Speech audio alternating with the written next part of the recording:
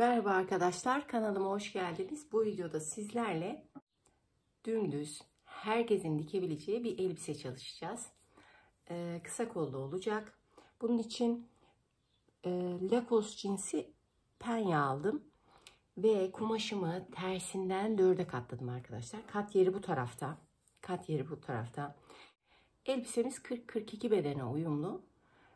Beden çok fazla fark etmiyor çünkü herkes kendi kullandığı, günlük kullandığı, en rahat ettiği tişörtü kalıp olarak kullandığı için kendi bedeninizi dolayısıyla bulmuş oluyorsunuz. Ben de aynısını yaptım. Günlük kullandığım, çok rahat ettiğim bir tişörtü kalıp olarak kullanacağım. Şöyle etrafından çizdim. Dikiş payı da bıraktım.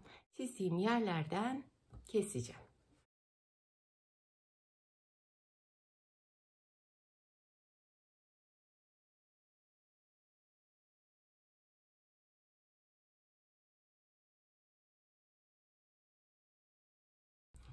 Şimdi kesimimizi yaptık. İçteki parçayı alıyorum. Bunu arka beden olarak kullanacağım. Ve üstteki parçayı tekrar katlıyorum.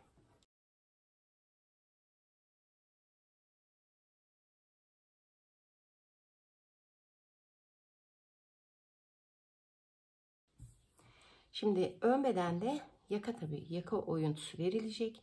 Omuz biraz aşağıdan ve kollarda tıraşlama yapılması gerekiyor. Daha sonra zaten diktiğimiz zaman, en son patı çalışacağımız için diktiğiniz zaman açıklığı o zaman verirsiniz arkadaşlar. Onun için ben şöyle bir 5 santim kadar aşağı indim. Şöyle bir ön yakayı belirledim.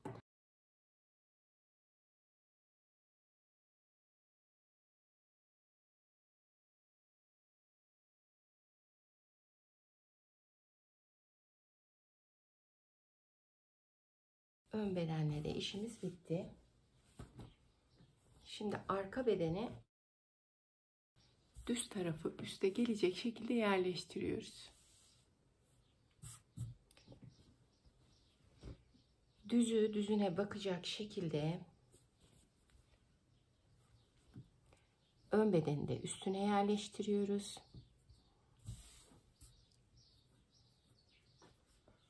Ve omuzlardan dikiyoruz arkadaşlar. Overlock makinesi varsa overlock makinesi, yoksa dikiş makinesi. Dikiş makinelerinin zaten birçoğunda da sürfüle dikişi var. Daha sonra sürfülesini çekersiniz. Omuzları dikiyoruz. Ve kol kesimi için kumaşımızı katlıyoruz.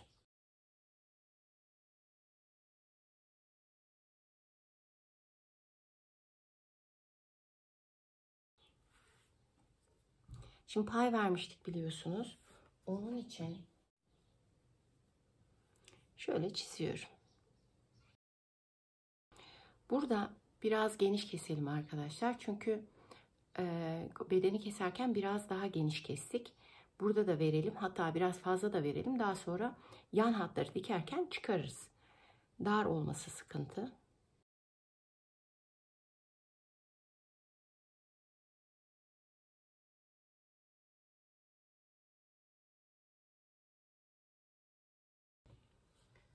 Kalıbımızı alıyoruz ve kolumuzu kesiyoruz.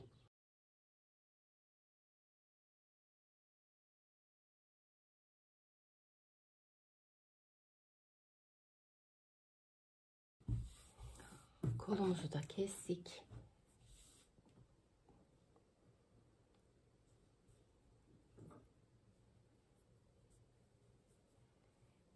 Şimdi şöyle bir kol. Bunda ön hattı belirleyeceğiz. Ön hattı belirlemek için de önde bir tıraşlama yapacağız. Şöyle.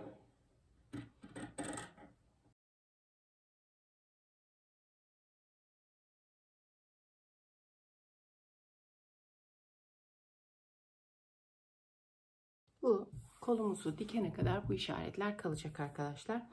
Omuzları dikelim. Tekrar buluşalım. Omuzlarımızı diktik arkadaşlar. Şimdi elbisemizi şöyle serdik. Şöyle serdik. Burası kol tarafı. Burası ön tarafı. Şimdi önü belirlemiştik zaten kolda. İşaretimizi koymuştuk. Şöyle ikiye katladık ve kolun tepe noktasını bulduk. tepe noktasına işaretimizi koyduk. Biliyorsunuz kolu, yani biz profesyonel değiliz. Yani birebir kesimden hemen dikime geçemiyoruz. Onun için biraz fazla kesmiştik kolu, yanlış yapmamak adına. Onun için kol biraz büyük gelecek tabii ki. O sıkıntı değil. Büyük gelmesi, kenarından yan hatları dikerken kesebiliriz. Ama küçük gelirse de bir çözümü yok. Ya da o çözümü biz bulamayız. Şimdi düz tarafı üste gelecek şekilde bakın serdim. Ön tarafı bu tarafta, arka beden de bu tarafta. Düzü düzüne gelecek şekilde yerleştiriyorum ve tepe noktasını hemen omuz hizasına iğneliyorum arkadaşlar. Sonra bakın ön taraf bu tarafta. Sonra hiç böyle çekiştirmeden, gerdirmeden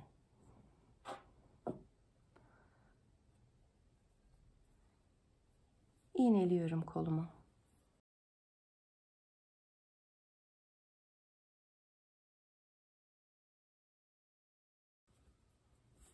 Diğer tarafı da aynı şekilde.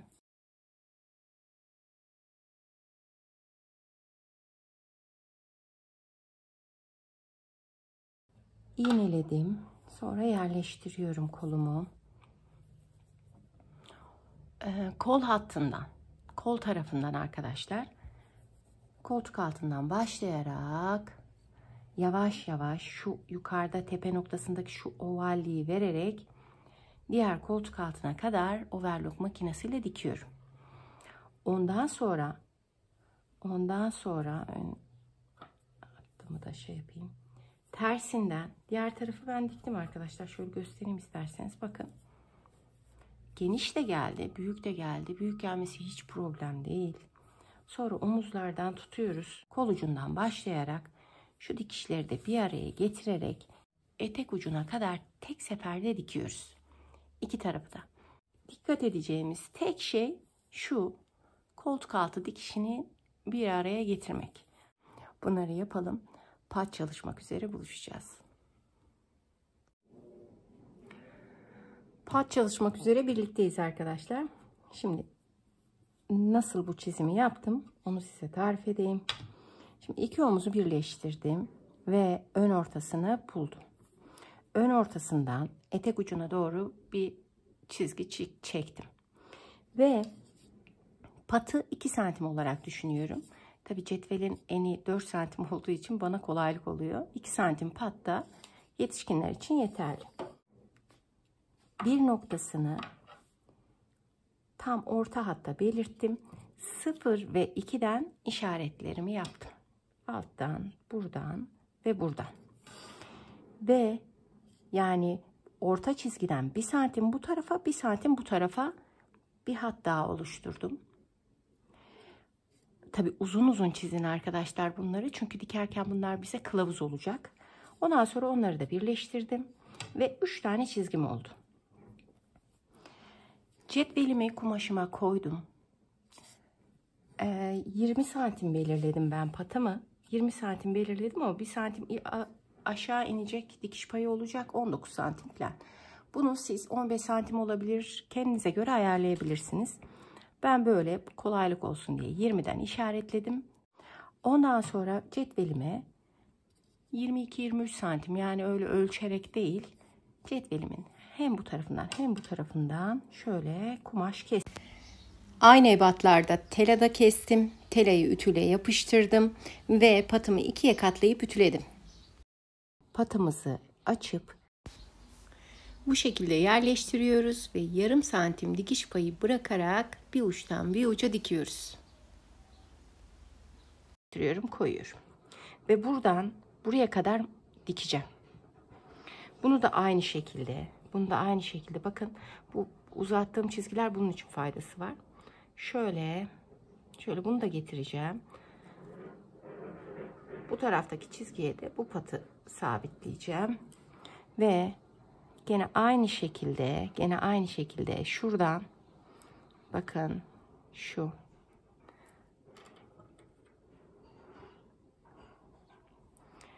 Gene aynı şekilde şuradan şöyle işaretleyeyim.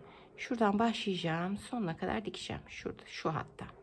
Ondan sonra ortadan keseceğim. Şöyle açacağım. Bu kesim işlemini birlikte yapacağız arkadaşlar. Şu hatları dikelim. Gelelim.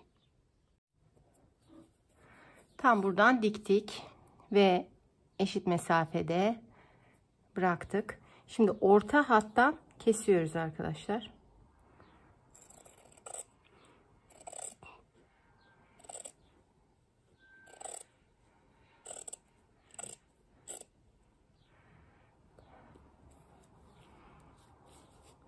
Bakın tam 1 santim kalana kadar kesiyoruz ve şuradan şöyle bir hat,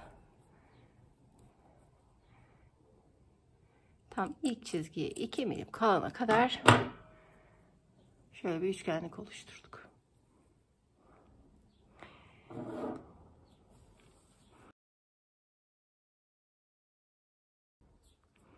Bakın şöyle olacak.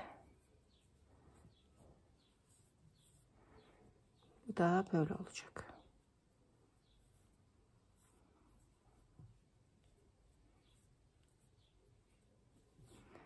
Şunu da içine kıvırarak şuradan dikişimizi atacağız. Patımızın son aşamasındayız arkadaşlar. Şu yan tarafları overlock çektim. Şöyle çevirdim. Düzelttim. Ondan sonra şu üçgen kestiğimiz yerle birlikte şuradan bir dikiş atarak patımızı tamamlayacağız. Daha sonra yakaya geleceğiz. İlk önce üzerime giydim. Yaka açıklığını belirledim. Daha sonra tek tarafı çizdim. Sonra ne yaptım? Sonra şöyle omuz hatlarını bir araya getirdim. Şu kol başlangıcını şöyle ikiye katladım. Ve çizdiğim yerden 2 ön yakayı aynı anda kestim. Bir tarafı baştan kesersek, diğer tarafı daha sonra kesersek eşitleyemeyiz. Mümkün değil. Ya da biz yapamayız. Bu tarafa getirerek ikisini bir arada kestim arkadaşlar. Arka yakayı da düzenledim. Ve buna göre ben yakamın son halini, son açıklığından 1 santim daha açık hale getirdim. Ondan sonra yakamın çevresini tam patın başından çepeçevre şu patın başına kadar ölçtüm. Benim 81 santim çıktı. 81 santimi 0,8 ile çarptım. Çünkü esnek bir kumaş, hem eninden hem boyundan esnek bir kumaş olduğu için 0,8 ile çarptım. Ve 64,8 çıktı. 65 diyelim, yuvarladım. 65 santim boyunda cetvelim benim kurtarıcım. 4 santim eninde bir parça kestim. Parça verevden olmasına gerek yok. Çünkü her taraftan hem enden hem boydan esnek bir kumaş olduğu için normal bir düz bir parça kesebilirsiniz. Şimdi bunları ikiye katladım. İlk önce şöyle 1 santim içine, daha sonra da ikiye katladım. Şöyle. İsterseniz şuradan bir dikiş de atabilirsiniz ama ben dikiş atmayacağım. Daha sonra patımı açıyorum.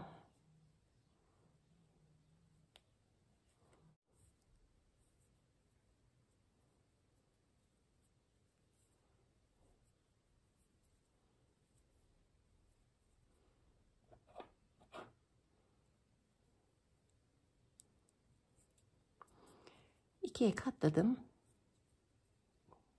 ve çevirdim. Diğer tarafı da aynı şekilde.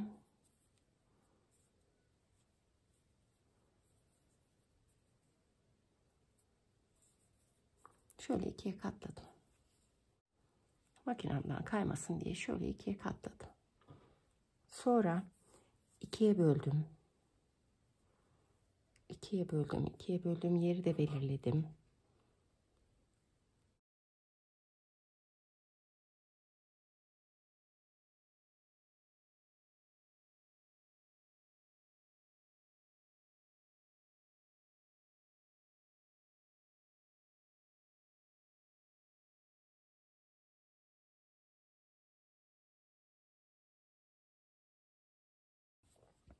patımı açtım. Patımı açtım. Şöyle getirdim. Şunu çıkardım.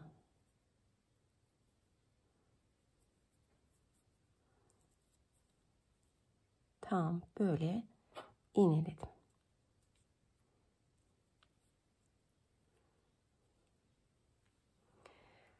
Arka ortasını da buldum. Arka yakamın arka ortasını da buldum. Onu da işaretledim. Şu orta noktasını bulduğumuz yeri arka ortasına sabitledim.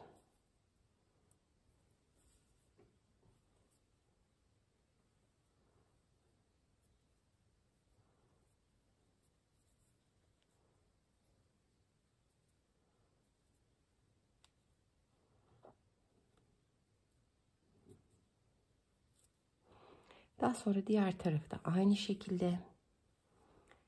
Diğer tarafı da aynı şekilde. Patımı açtım.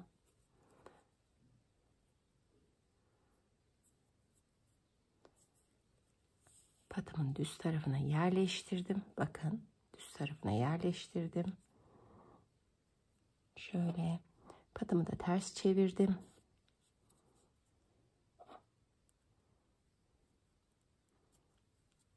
Ve iğneledim. Şimdi ne yapacağım? Şöyle gerdirerek şu 3 kumaşı birden, şuralara dikkat edelim. Şu 3 kumaşı birden, hatta isterseniz iğneleyebiliriz.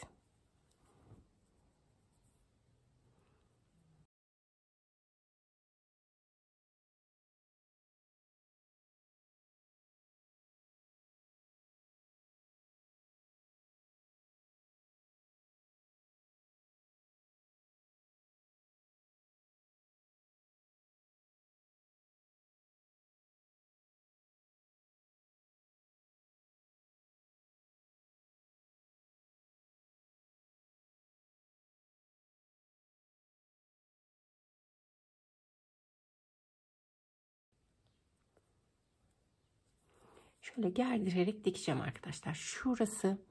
Şurasına dikkat edelim. Şurasını kaçırmayalım alttan. Yavaş yavaş, azar azar gerdirerek bir uçtan bir uca dikeceğiz. Şöyle şu kadar. Bunu dikelim. Tekrar gelelim. Yakamız da bitti arkadaşlar.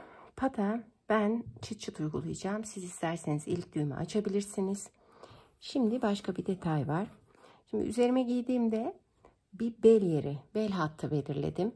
Ondan şöyle çizeceğim.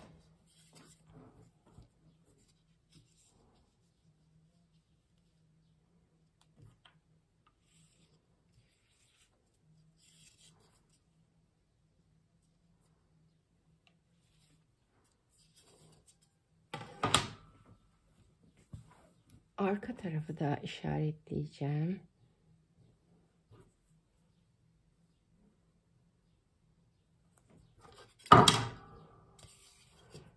Arka tarafı da belirleyeceğim.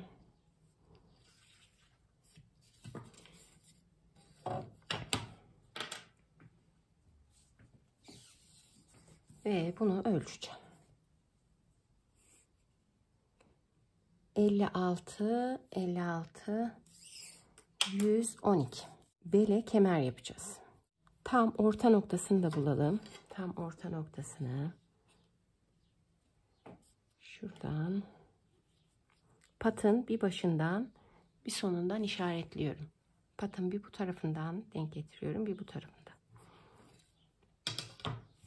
Şimdi ve 112 santim, 2 santimi de çıkarırsak, 2 santimi de çıkarırsak 110 santim. 110 santim boyunda 4 santim eninde başka bir kumaş kestim. Şimdi şunu şuraya kıvırıyorum. Şuradan bir dikiş atacağım. Sonra şunu tam ortalayarak bir buradan dikeceğim. boydan boya çepeçevre şuraya kadar. Şuraya kadar dikeceğim. Şöyle göstereyim size. Şöyle getireceğim. Şuraya ilk önce bir dikiş atacağım. Sonra şöyle kıvırarak, incecik kıvırarak bir yukarıdan bir aşağıdan dikeceğim. Burayı da aynı şekilde yapacağım. Burayı da aynı şekilde yapacağım. Sonra hem üstten kıvırarak hem alttan dikeceğim. Arasına incecik bir kordon hazırlayacağım. Kordonu da nasıl hazırlayacağım? Gene bu şekilde boyunu, sarkma payını da göz ardı etmeden hesaplayacağım. Ve boyunu şöyle hiç uğraşmadan iki tarafı yan yana getirerek yine 4 santim eninde bir uzun bir şerit şuradan dikerek şeridimi de hazırlayacağım. Ve çatallı iğne ile arasından geçireceğim. Rahat bir elbise.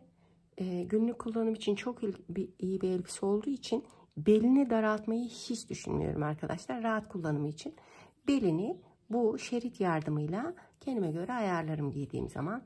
Siz de aynı şekilde yaparsınız. Daha sonra kolları incecik kıvıracağım. Bunları yapalım, gelelim. Kemerimizi yaptık arkadaşlar. İçine de geçirdik. Şöyle bir sarkma payı da bıraktık. Şimdi etekte gömlek havası vermek için şöyle bir yanlara bir ovallik yapacağız. Onun için kol altını denk getiriyoruz, şöyle eşitliyoruz ve dümdüz seriyoruz. İlk önce üzerime giydim. Ne kadar ovallik istiyorum yanlarda onu belirledim. Tabi buna dikiş payını ilave edeceğim. Dümdüz serdim etek ucumu.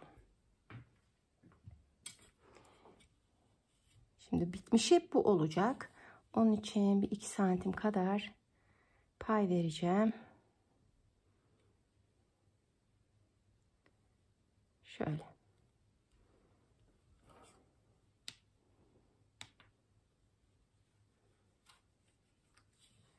Pay vereceğim ve keseceğim.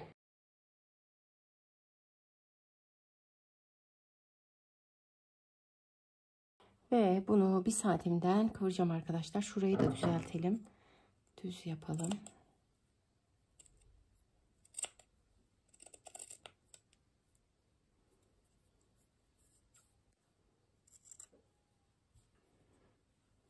Diğer tarafı da aynı şekilde.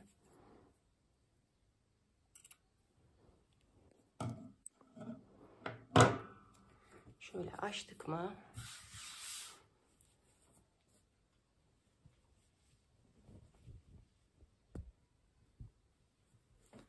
Açtığımız zaman görüntü bu olacak. Şöyle hafifçe. Bunları kıvıracağız. Kollarımızı kıvıracağız. Ve son paylaşımda buluşacağız arkadaşlar. Bunları yapalım, gelelim. Tekrar birlikteyiz arkadaşlar. Bakın patımız böyle oldu. Ben çıt çıt yaptım. Gayet güzel oldu. Yakamız bu şekilde. Hazırlardan inanın hiçbir farkı yok. Giydim, çok rahat ettim. Sabırsızlıkla yarını bekliyorum. Yarın çünkü işe giderken giyeceğim.